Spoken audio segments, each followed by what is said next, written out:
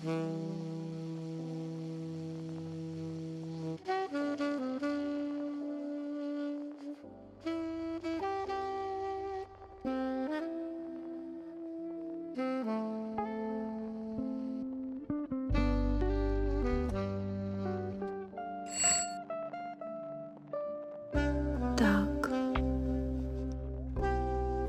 У мене є світло. Уяви. У мене постійна напруга 220. Тільки вийшла з гарячої ванни, де пінні бульбашки. У мене заряджені всі павербанки. Та є екофлоу. А зараз я хочу вимкнути свій електричний чайник. Так жарко, що доводиться вікна відкривати.